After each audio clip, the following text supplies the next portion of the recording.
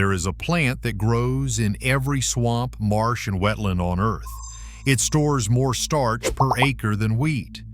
Its roots can be harvested year-round, even under ice in the dead of winter. Its pollen is pure protein. Its leaves weave baskets, mats, and roofs. Its seeds produce oil. For 10,000 years, it fed humanity through ice ages, droughts, and famines. Archaeologists found cattail starch on Paleolithic grinding stones dating back tens of thousands of years. Then we abandoned it. Not because it failed, because harvesting it requires getting muddy, because processing it turns your hands sticky, because it does not fit on supermarket shelves wrapped in plastic. We replaced a 10,000-year-old survival food with crops that need perfect soil, abundant water, and chemical fertilizers. We called it progress. This is the story of the cattail, the swamp potato, the supermarket of the marsh, the plant that never stops giving but asks one thing in return, that you are willing to get your hands dirty. The archive opens on the edges of wetlands across every continent except Antarctica, sometime around 8000 BCE. Long before agriculture, before planted fields and domesticated grains, early humans gathered food from wild places. And in nearly every culture, in nearly every climate, they found the same plant growing in shallow water. Typhoeaceae, the cattail, a tall reed with a distinctive brown seed head shaped like a hot dog on a stick. Unmistakable, unforgettable, universal. The plant grows in freshwater marshes, along riverbanks and roadside ditches, and at the edges of ponds. It thrives from the Arctic Circle to the tropics, from sea level to mountain lakes. Wherever there's shallow water and mud, cattails appear. And wherever humans lived near water, they harvested cattails. Archaeological evidence proves it. Grinding stones from Paleolithic sites across Europe, Asia, and North America show traces of cattail starch worn into the rock.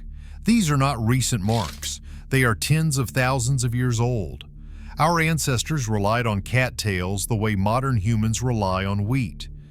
Indigenous peoples of North America called it different names depending on the tribe, but they all knew its value. The Western Apache dug the roots in the base of the stem out of the water and roasted them for food. The Cahuilla of Southern California gathered cattail roots, dried them, and ground them into meal that lasted through winter. The Anishinaabe harvested the young shoots in spring, peeling them like corn and eating them raw or cooked. The Paiute collected the pollen in early summer, mixing it with water to make golden cakes packed with protein. Every part of the plant served a purpose. The roots stored starch, dense, nutritious, filling. The young shoots tasted like cucumber. The immature seed heads could be boiled and eaten like corn on the cob. The pollen was almost pure protein collected by shaking seed heads into baskets. And the mature plants provided materials. Leaves were woven into mats, baskets, and roofs. The dried seed fluff was used as insulation, stuffed into clothing and bedding to trap warmth. Cattails were not just food. They were shelter, tools, and survival. Settlers called them swamp potatoes. They recognized the caloric value of the roots, dense starch that could sustain a person through winter when stored properly. But by the 1800s, something shifted. As agriculture industrialized and wetlands were drained for farmland, cattails were pushed to the margins. They became weeds, nuisances, signs of neglected land. The plant that had fed humanity for 10,000 years was dismissed as primitive. Why? Because harvesting cattails is messy work. But modern food culture demands convenience. Supermarkets want produce that's pre-washed, pre-packaged, uniform in size and shape. Food that doesn't require muddy boots or sticky hands. Food that fits in a plastic clamshell and scans at checkout. Cattails require the opposite. You have to know where they grow. You have to be willing to wade into water. You have to understand seasons, when to harvest shoots, when to collect pollen, when to dig roots. You have to accept that food sometimes requires effort. By the mid-1900s, that kind of food had no place in industrial agriculture. Cattails were erased, not by law, not by force, by convenience. To harvest cattail roots, you have to wade into mud, sometimes knee-deep, sometimes waist-deep. You dig through cold, sticky muck to find the rhizomes, thick underground stems that snake through the soil like pale, segmented pythons. Pull them up and they are covered in black mud. Your hands turn sticky, your clothes are soaked, your boots fill with water. It's not clean, it's not convenient, it's not something you can do in 5 minutes before dinner. Once you have harvested the roots, the work is not over. You have to wash them, scrub them, peel away the outer layer to reveal the white starch core inside. Then you can roast them like potatoes or dry them and grind them into flour. But here's the thing, the starch is sticky. It clings to your fingers. It gums up tools. It requires patience and skill to process properly. The Western Apache knew this. They developed techniques over thousands of years. Roast the roots slowly over coals to caramelize the sugars. Dry them in the sun before grinding. Use specific grinding stones to break down the fibers. It was labor-intensive, but it was worth it.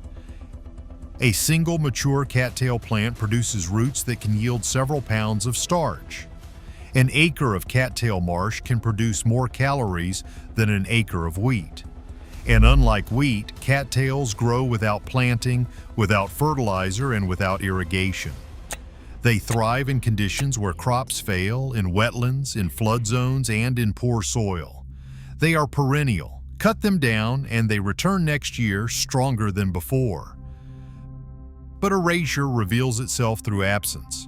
In the 1980s, foraging guides started rediscovering cattails. Wild food advocates called them the supermarket of the swamp, a single plant that provides starch, protein, fiber, and materials. Survivalists realized cattails grow almost everywhere. If you know how to identify them, you're never more than a few miles from a meal. Nutritional analysis confirmed what indigenous peoples had known for millennia.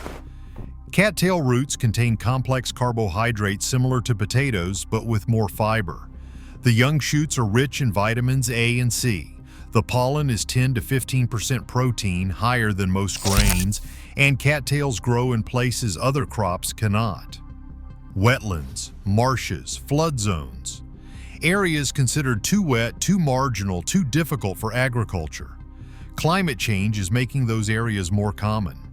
As rainfall patterns shift and floods become more frequent, farmland is turning into wetland. Crops are drowning, fields are becoming marshes. But cattails thrive in those conditions. They have been waiting for this. The real genius of cattails is their resilience. They do not need perfect soil. They grow in mud, clay, sand, anywhere water pools. They tolerate pollution better than most plants, filtering heavy metals and absorbing excess nutrients from water. Farmers view them as invaders. Environmentalists see them as ecosystem engineers. They stabilize shorelines, prevent erosion, provide habitat for birds and amphibians, and they produce food without asking for anything in return. But modern agriculture has spent 200 years draining wetlands to create farmland. Over 50% of North American wetlands have been destroyed since European colonization. We turned marshes into cornfields. We drained swamps to plant soybeans. We buried the cattails under concrete and called it development. Then the floods came. As climate change intensifies rainfall and overwhelms drainage systems, those drained wetlands are flooding again. But now there is nothing to absorb the water. No cattails to stabilize the soil, no roots to filter runoff, just exposed farmland washing away. The system we destroyed would have protected us. There is a deeper pattern here. Cattails represent a kind of food system that capitalism cannot commodify. They grow wild. They require no purchased seed, they need no fertilizers, no pesticides, no irrigation infrastructure. They cannot be patented, cannot be trademarked, and cannot generate perpetual revenue.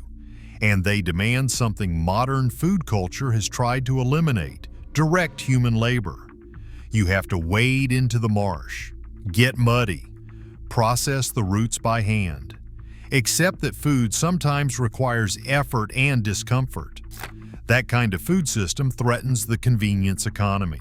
If people can walk into a marsh and harvest free starch, they do not need to buy potatoes trucked from 1,000 miles away. If they can collect pollen and make protein-rich flour, they do not need industrial protein sources. Cattails enable self-sufficiency, and self-sufficiency does not generate profit. So we were taught to see cattails as weeds, nuisances, signs of neglected land. The food that sustained humanity for 10,000 years became something to spray with herbicides and bulldoze for parking lots. But the knowledge survived in the margins. In the 1990s, a quiet movement began among foragers, permaculturists, and indigenous educators. They started teaching cattail processing again with workshops on harvesting techniques, demonstrations on grinding roots into flour, and classes on collecting pollen.